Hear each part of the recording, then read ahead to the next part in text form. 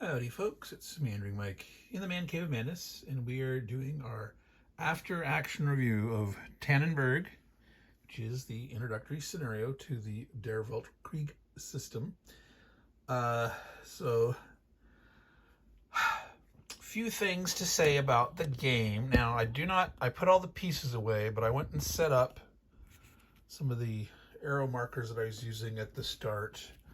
The big thing to remember about this scenario is the Russian goals is to try to advance towards Königsberg, penetrate basically this way with the First Army under Rennenkampf, and this way from down here from Warsaw,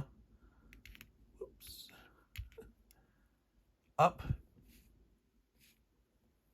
from the south, the Second Army under Samsonov, to approach Königsberg in an attempt to panic the Germans. The idea is to get relief for the French on the West Front. The Russians are trying to help their ally by trying to get the Germans to react, to send reinforcements from the West to here.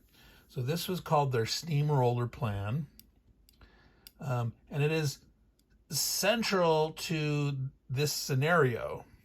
And it's actually technically an optional rule, how the Russians are supposed to behave, but it's not the same thing without it. So the way it worked is the first three turns, the Russians have to move closer to Königsberg, and basically these three X's that I marked with the red arrows on the outside here are exactly 8 movement points away from Königsberg. Now, any squares inside Germany that are 10 or 9 or 8 or 7 or less will score points if the Russians have infantry divisions or divisional equivalents. They can have multiple brigades. Cavalry don't count. The farther they've penetrated, so any spaces where they get that's 7 or less, they're getting more points per divisional equivalent at 8, 9, and 10. So, like here, this is part of Russia. This is actually 10 away from, that doesn't count. They have to actually get into Germany anywhere between 10, 9, 8, 7 or less.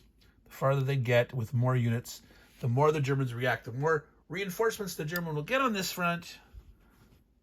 But they suffer a morale penalty for the fact that, in a sense, it's a compensation for pulling things away from their offensive against the French in the West. So that's critical to the maneuvering. Now, because of the dictates of how they must attempt to move closer to those hexes to move towards Königsberg, not deviate from that. This is how the Germans are supposed to try to trap and destroy the Second Army down here in the south, which is what they did historically. Now, this makes it, in my mind, not a good game for an introductory scenario. Now, it's tactically fascinating, and they've simplified the overall rules, got a scenario that's of limited scope compared to the whole full game. There's no tanks, there's no separate artillery units, there's just 2 different countries. There are fortifications, which are not on the map right now, but basically you just avoid those go around. In the twice that I've played this, was no actual attacking of fortifications, but you just sort of move around them. So it is a subset of the Der Weltkrieg rules. However, they left certain things in the rules that they should have actually removed, that they didn't need. There's certain distinctions that were made in the rules that just don't matter. So they could have cleaned it up even more. However, in my mind, this is not a good choice for a beginner introductory game. If your thought is, here is something that someone who's not very conversant with war games, hex and counter war games, here's an introductory game, come learn how to play this. Well, you can learn how to play, but I think I can get lost in the tactical complexity of the scenario at hand. Now, if you're a experienced Hex Encounter wargamer, it's like, I want to learn how to play Der Weltkrieg. Ideal. This is great. This is great. All right. You can learn the mechanics, the basic mechanics of Der Weltkrieg. But as a introductory game for introducing people to wargaming, no. I'm going to say no. Okay. Now, some other issues I have with the game. Now, I want to say, I enjoyed it. I had fun. I played it twice. Sometime in the future, I'll try it again, trying to solve this tactical puzzle, how to do a better job. The first time I played it, the Russians won handily because the Germans, they kept the Russians out of Germany for the most part, but they didn't get any reinforcements, pretty much, maybe 2 strength points, and they got ground down by the German or the Russian numbers, and they had no chance to do any surrounding and killing en masse. And that's critical in this game, because when you get surrounded, cut off on your communications, and any strength points you lose while you are in surrounded mode, so to speak, you take double morale loss. And that's the key for the Germans to have a chance to win in this game.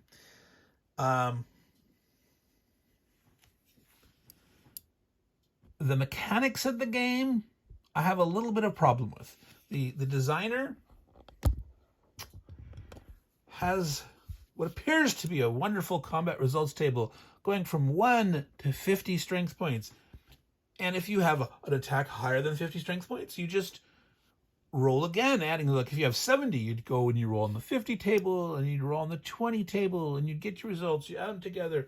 It's all strength points. However, this causes the counters, it's very fidgety to handle the losses. You have relatively potentially large stacks. You can have 6 divisions in the game. Each unit could have losses independently. Either they can be flipped over, they can have strength reduction markers. A given unit can potentially have multiple strength reduction markers on it. And it causes for big stacks, and this is a glossy paper. Those are glossy counters. Again, I don't have the counters out, but slipping and sliding, and even my tweezers were knocking things around, and my big fat fingers can be worse. And I clip the corners. I use my Oregon lamination corner rounder, trying to minimize the catching and the knocking and the de-stackifying.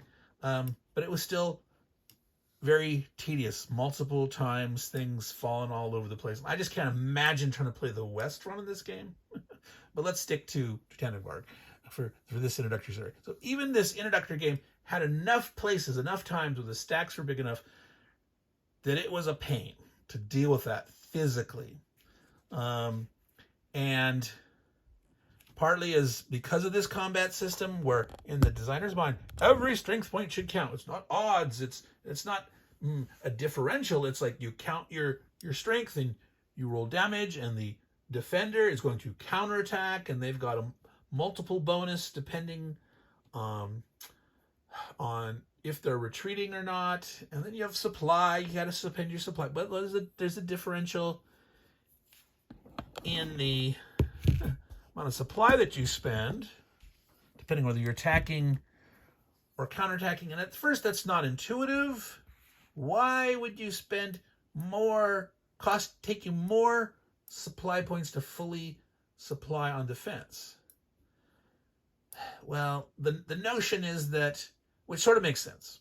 So if you can get this, is that the defenders are shooting longer. The attackers are moving up to engage. So the defender artillery is blasting longer. Their machine guns are just feeding bullets after bullets after bullets.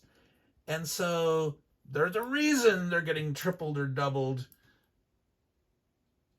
But it's costing them more supply to do that fully. You could elect to say, hey, look, I'm getting this big bonus. Maybe I'm going to conserve supply. it all tries to make sense on the situation. If you've got enough supply, you burn it. You want to do as much damage as you can, and hopefully you don't run out in the end.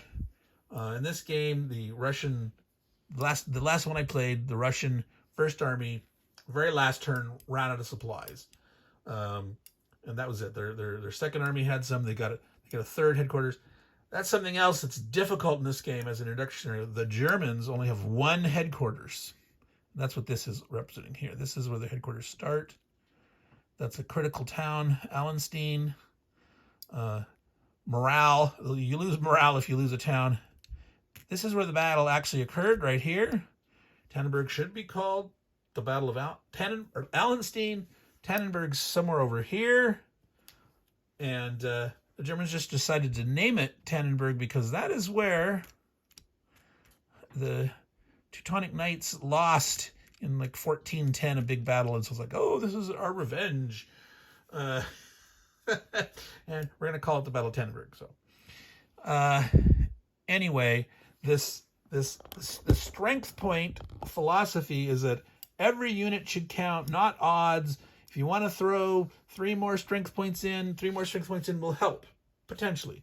So there's all this stuff. I actually went and calculated the average damage for a die 6 roll. Now, there's pluses and minuses on this roll. So this is raw, unadjusted number, and you could, look from there. But you can do the mathiness, and you can look and see what's my average damage I'm going to do here.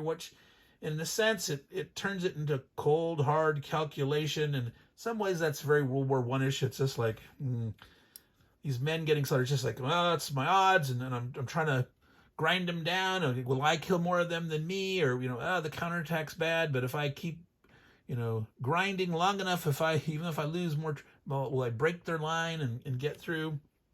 Depending on the situation, it all sounds kind of rough and gruff. But that works well in some ways. It can be swingy when your numbers range from, like on a dice, like 1, 2, 2, 3. So between 1 and 3, which is, well, that's an average in this case of 2.33. But if you're the min and the maximum, it's 3 times as much difference. And in some of these lower down areas, you can do 0, and basically small units, like 1 strength point against 1 strength point, you can't hurt the guy. If you're attacking, there's no way you can hurt an enemy if you're attacking with 1 strength point, because you can never get a plus on attack. only the counterattacking defender can potentially get a plus. The attackers can only get minuses. So that means here, even up to 3 strength points, an attacker with no minus only has a 1/6 chance of doing any damage. So, it just seems weird to me. It does not work at the small scale of small units clashing. It works fine up 8, 10, 20, 40 strength points or more. Do remember, as I was saying, that you can be tripled on defense. So if you have, for example, 20 strength points in hex, and the enemy has 2 20 strength point stacks attacking you, so they're attacking with a total of 40. You would be counterattacking with 60. So your 40. Well, let's look at it. Over here is an average of 6 damage.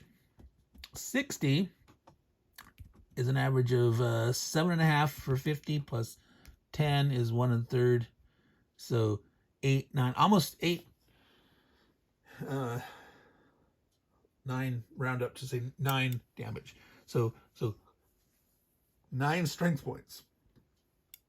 Quite hefty. Now, the aspects of when are you tripled, when are you doubled, the whole thing about retreat in this game is a little weird. I'm sort of dwelling on this combat system because I have some problems with it. There's aspects of it that I kind of like, but in the long run it says, no, I don't like it. I don't like it. retreating is only based on, did they do enough raw damage to your stack, your defending stack, that equals at least half of your unadjusted strength? Well, but there are exceptions. And this is another problem. This game has exceptions. If you're the Russians, they only need a third. So if you have 12 strength points in a stack, say 12 strength point German stack, if the Russians are attacking, they would have to do 6 damage to force the Russians to attack. If the Germans are attacking the Russians, they'd only have to do 4 or more damage to make them retreat. So, I may have said attack. When attacking, 12, normally it's 50%, 6, but against the Russians, it's 1/3. They'd have to get 4 against a stack of 12. And if you elect to retreat or have to retreat, the counterattacking guys are only going to do double their strength back instead of triple. So that's the thing. You can elect to retreat. Let's say if they only do, say, 3 against you, you could elect to retreat. When you retreat, you take 1/3 less damage. If you're going to lose 3, you'd lose 2 instead. You'd save 1 strength point, but you'd only shoot back at double strength instead of triple strength. So you, on average, will do less. Now, so choosing to retreat, you've got to decide, is it really important to conserve strength right now? Then maybe not do as much back? Or do you I just got to look at what makes the most sense? And if you have to retreat, if you're forced to retreat because they exceeded that threshold, then you will do less damage back, but you maybe save some of the damage that is done against you. Now, that's a little odd. It's a little weird. You've got to remember to take all that. Suppose this all happens simultaneously. You both, you don't subtract things off from your strength. It's like, I have this strength when you're attacking me. I'm going to lose this amount. If I retreat, I'll lose a little less, maybe. And then I'm going to do damage to you. And then we subtract it all off. And then people retreat. And depending on where you have to retreat, if you're having to retreat through zone of control, then it gets really weird. You have to, as the retreater, attack back. I hate this rule. And it didn't happen in this scenario. I think it happened once in the first time I played, but it is crazy because when you have to attack back, you have to do what's called a column attack. You're attacking with a single stack where you're halved,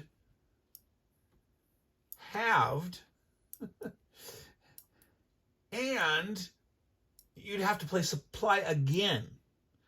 So if you paid supply on defense, let's say you had, you may say your headquarter was around, you were with the headquarter, but you're surrounded by zones of control. There is a way to retreat out through a zone of control, and you retreat there.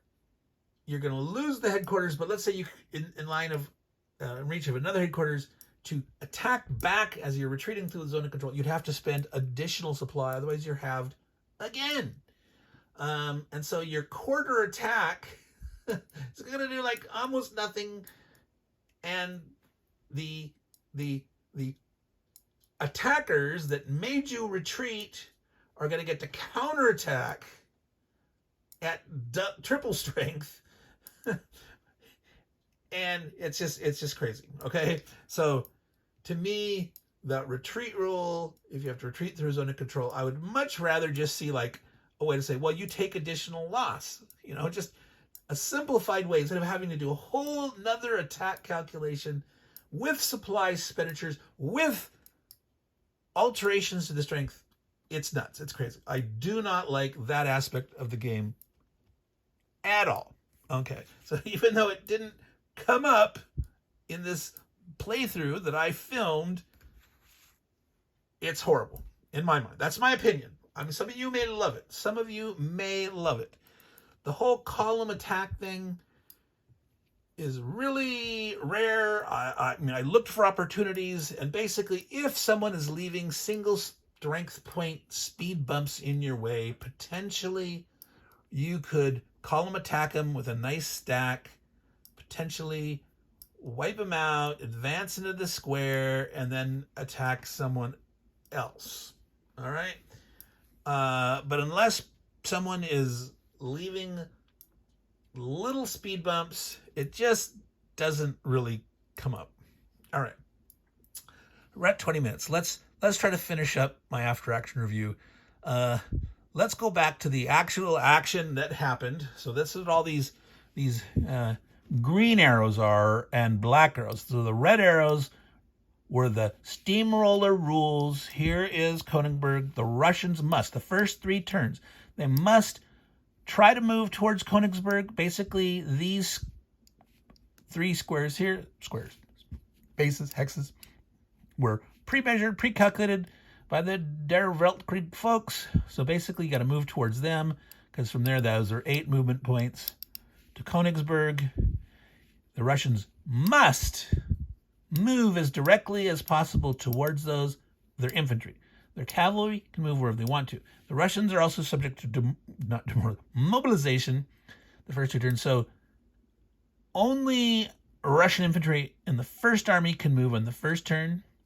On the second turn, they can start to move their second army, and they can move their headquarters, the second army. And then on the third turn, they can finally start to move forward their headquarters right here. So they're going to be probably, maybe, away from their supply line, at least down here. The first, it's pretty close here, so they can draw supply from the border initially here, and so they can actually start attacking.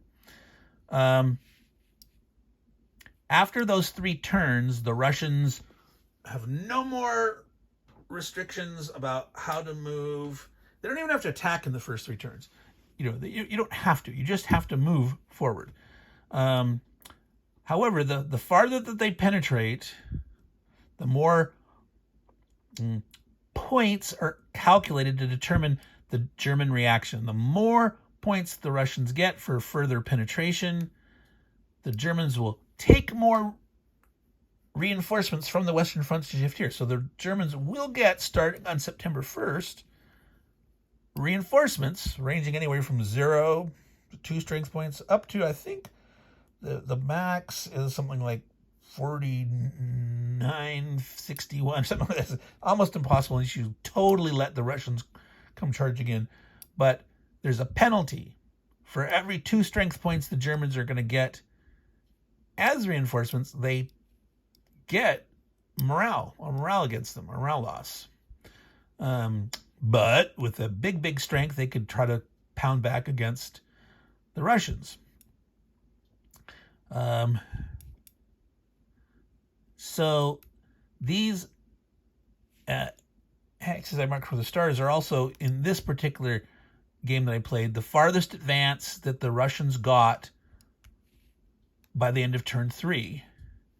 And if the Russians in September hold any of these hexes, for each turn in September, they still hold at least one of those, 2 more morale go against the Germans. So if the Germans can retreat, let the Russians in, react, or overreact is the perspective from the Russians are wanting, they get a lot of reinforcements, they can counterattack them, but if they can't drive them out, they're going to have lost morale from taking the reinforcements, and will take more morale if they can't push them off. In my scenario, the Russians did fairly okay here, pushed up this far. The Russians only got to here. The Germans were setting a trap where they came in. If you see these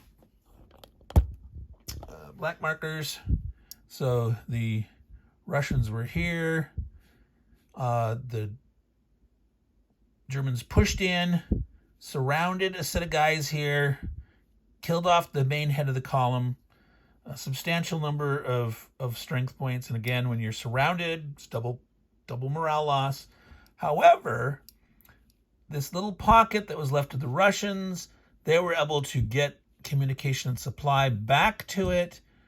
The German division that had pushed up this way, they were actually able to surround him and kill him. So the Germans lost 5 strength points. Surrounded mode, so that was 10 morale back. That was the swing of the game. if they hadn't have been able to trap and kill this guy, the Russians got a marginal victory in this one, just barely. It would have been a draw or maybe a 1 or 2 point difference. It was so close. They could have, actually, the Germans could have had,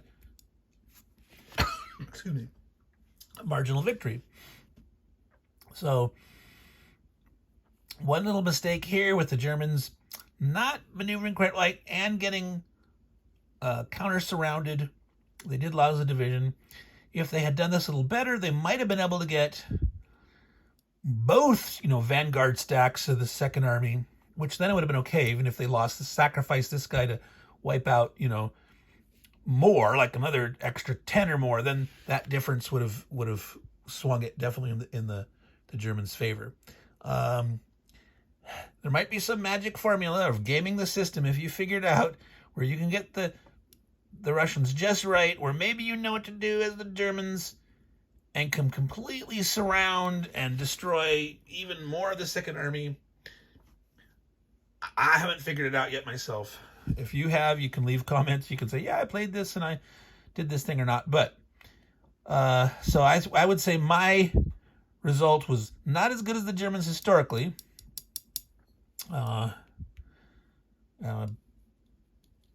But I don't know how good you actually can do compared to that.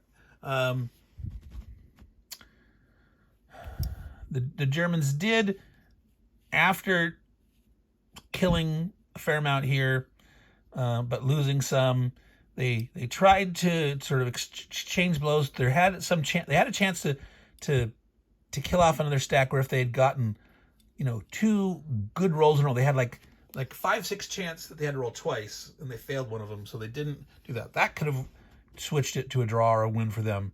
The front up here, the Russians did pretty good. They kept pushing back.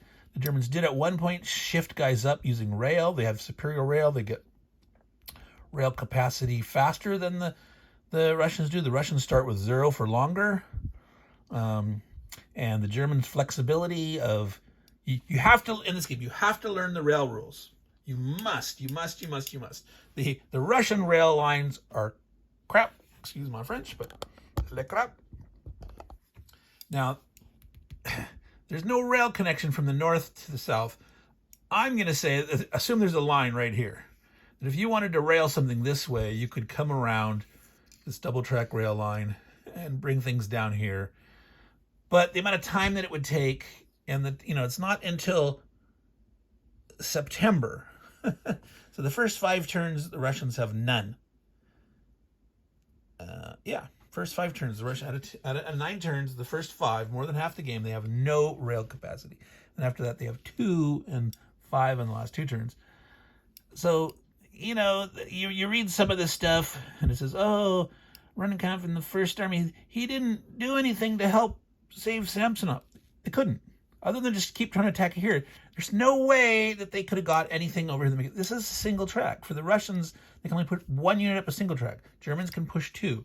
Germans can push much more capacity, and they have their tricks of they can actually rail into a zone of control, detraining and entraining in zones of control, or at least against the Russians they can. And it's just magic what the Germans can do. So absolutely, if you play this game, you must learn how to utilize the rail lines and look at all these connections, figure them out, and just be really jealous as the Russians that you don't have anything good going for you. The Germans have these interior lines, so they were able to do some moving back and forth. They only have 1 headquarters. That really, cobbles them. The Russians had 1 up here. They had 1 down here. They even get a 3rd one late in the game. That has a chance to not really do much. But the Russians basically, sort of moved their headquarters up here to fight here early on. Because remember, First Army mobilizes a turn before. Second Army down here. So the Germans want to be supplying in their defense. Maybe looking for an opportune attack on their own. But mostly making sure that they can pay for a fully supplied defense, so that maximal damage that their counterattack can kind of grind down the Russians. If they don't, they're totally going to get overwhelmed. And then by the time that, the the Russians are getting up here and the Germans are ready to attack. Then you bring it back down so that you can attack down here. So it is a fun scenario if you're an experienced gamer. If you want a tactical puzzle, if you want to try to figure this out, go for it. You can buy this introductory scenario relatively cheaply. I think I got for $25 on Noble Knight Games, something like that. They probably still have it on Decision Games is distributing SPW, Schroeder Publishing and War Games. They used to, sell them themselves, but then they struck some kind of distribution. I don't think Decision Games owns everything. I think they're just distributing it. But that's like the sole source of where to get it directly. If people have it stocked, like Noble Knight Games has on occasion, you can get it that way. So again, it's an interesting tactical puzzle, but for a introductory game, that would not be my first choice. I don't know if there really is a good introductory scenario in the sense of introducing someone to wargaming using the Der Weltkrieg system. I would say nay. But for experienced wargamings wanting to learn the system, yeah, this is worth trying. Do that here before trying the bigger modules to see like, oh my God, I'm going to be so overwhelmed. Or maybe you're not. Maybe you love the details. You love the logistics, moving the supply around and managing the big stacks and the losses and the big calculations. I mean, I'm good at calculating. I'm good at figuring the odds. Not odds, remember not odds, but the dice odds, the probabilities with certain, statistical likelihood of getting something in a certain range. What's my chance of forcing retreat or not? Et cetera, et cetera. I'm good at that, but it's kind of tedious with this game, and I just can't imagine a bigger scale game like the Western Front or something. Like, oh my gosh, so watch Callendale, if you know familiar with Callendale, on YouTube. Watch his playthrough. Now it's kind of old. He was in the old rules before they had the Sterling edition, and so some things are slightly different, and I think he misplayed some things, and etc. But if you're ever thinking of you wanting to play this game for the Western Front, watch Callendale first. All right. So I think I'm going to call it quits there after action review wise. There was other, like I said, little bothersome things about the rules, things that they left in. There was like a reinforcement for a reserve division on the very last turn, which there's no way that you can do, not a replacement division, because replacements you have to have units in a headquarters with the replacements, and no one can have moved, and so there's no way you can get your reinforcements on that last turn, apply them, and have them do anything, because it's the last turn. So why even include them in the game? Things like that. Like ports. They mentioned the port rule. You don't have to retreat if you're in a report. You can just fight to the death, because I guess you got supplies, you're defending no one's going to fight over these ports. It's just ridiculous. Now, that's also true of cities. This is the one city you might fight over, because you ain't fighting over any of the forts. They're too strong in this game. It just doesn't make sense. The Russians actually could never have taken Königsberg at this time. Literally impossible. Too strong of a fortress for them. There's no way. But actually fighting over Allenberg, the Germans definitely huge. It's like they take, like, what is it, 15, 30? I think it's doubled. The German take double morale loss. Yes, a city is 15 demoralization points loss. However, Russians take double that. That's a special. That's one of the things about the rules. They have got a lot of exceptions that you got to look around and find them sometimes. The wording on things.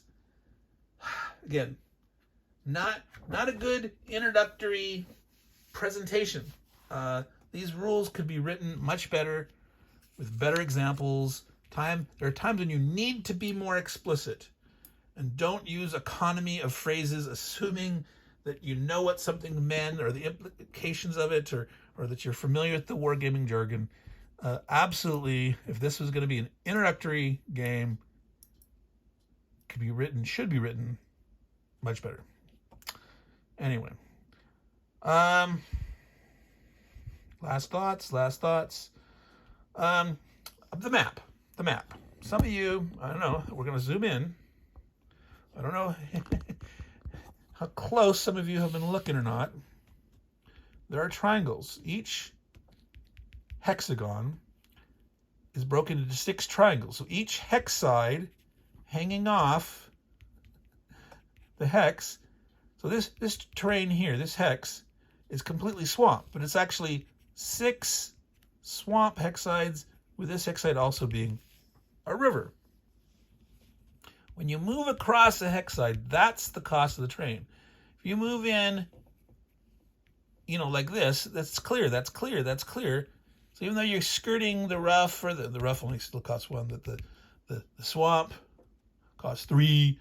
The woods, I should say, this is broken. Rough is something else. Broken, woods, swamp. Moving by it, you don't pay more, but you, if you move across like that, you do. This causes some weirdness in some places like this. See this woods here that's connected? Well, if you move like this, you don't pay any woods cost. So even though you're crossing woods, you move from here to here, it costs this clear hex side, that's 1 movement point, and then you're in this hex, and you're moving from here to here, that's a broken hex side. That's only 1. So moving like this, you've crossed the woods, but you never spent the woods movement cost. There's like these little valleys and passages through the woods, over the river, and through the woods to Grandma's house. You go, Grandma Baba Yaga, who knows?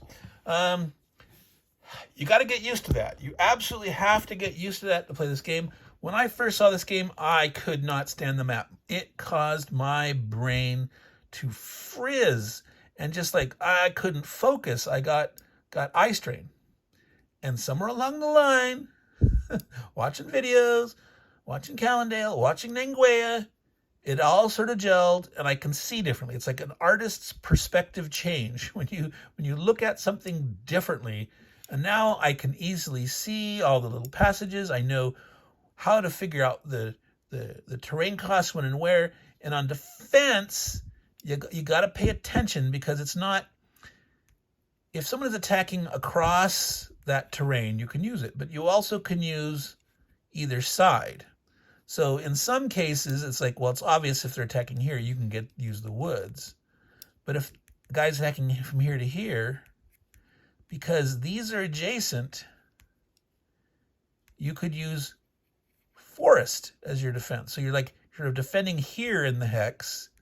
So even though they're coming from here, now if there was 2 attackers, obviously the forest would apply. Now, the river wouldn't apply, because only if all attackers are actually coming across a river hex side do you apply rivers. But attack from here to here can use the forest defense. If you're moving from here to here, no, it's just broken terrain.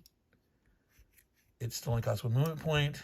But if you attack into here, they can use the forest, and you get a penalty attack. And they get a bonus on counter.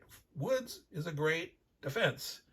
Woods and river together is an awesome defense. Swamp is the same as woods combat-wise, but it's more expensive movement-wise. So anyway, that's kind of my last thing about this game. You have to get used to the map.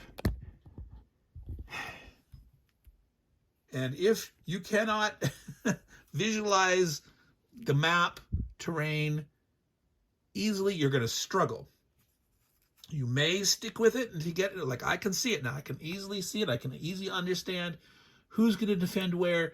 But if you don't see it right, you can make a mistake thinking, oh, I'm attacking in the clear, or just the broken. Broken, you get a -1. But, oh, no, it's woods. You get a -2 on your attack. The defender, when they counterattack, get a +1, and you can just be totally destroyed. So, you gotta learn to use the terrain, which in some ways I kind of like.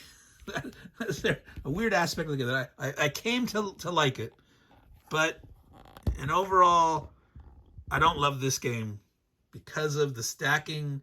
I don't really like this combat and the way the retreat's done. I'm not sure how I would want to change it, but I'm not all there. So, Meandering Mike, Man Cave of Madness. We've rambled on. We've meandered through the topic for 40 minutes. If anyone is still watching this, thank you very much. Congratulations. You are a super duper viewer and or subscriber. If you haven't subscribed, please do so. Please like the video, comment on the video. That really helps the channel. I can put out more content. If you don't like this game, you can share that or not. You don't have to. If you love this game, absolutely share it. If you want to argue some points, whatever, I'm totally up for discussion about the ins and outs of the game. Just be civil, right? You know, don't say, hey, Meandering Mike, you pompous us. Yeah, don't start that way. You know, but you can say, like, I think you're mistaken, or you missed this thing, or I think you've misplayed this rule. I definitely, a couple times, misplayed some rules, went back, had to change them, had to refigure them out. But, again, that's part of the difficulty of this game, the way it's written. There's good and bad parts to that. But yeah, feel free to interact in any way. I totally love comments, criticisms, discussions, and absolutely, if you've got better ways to do it, how the Germans should go about sucking in the Second Army and destroying more of it. I mean, in my game, in my mind, Samsonov did not commit suicide. He committed suicide historically. His army got bang, bang, double whammed, and they were in full retreat of the remnants of what was left, and they were camping out, and when his personal guards were asleep, he took his pistol, went into the woods, and shot himself. My game, no, he did a little better. They didn't lose as much. They counterattacked. They killed some Germans. They held up. They did okay. And in the end, the Germans lost. Marginal victory for the Russians. And Samsonov lived in my alternate universe. So anyway, so again, Meandering Mike, Man Cave of Madness. Signing off here, Tannenberg. I am going to do in a couple of days from now, a video about reading lists, some books that you might want to do. It's not going to be a big number of books, like just 4 or 5, some stuff on the East Front, Tannenberg, and specifically the Germans and the Russians army of the time, things like that. I will be doing later in the year some more World War I, and I'll have more reading suggestions then. That'll probably so this probably be only one more World War I game for the year, and then maybe next year we'll do some more. Yeah, so anyway, thank you. Actually signing off now. Take care and ciao.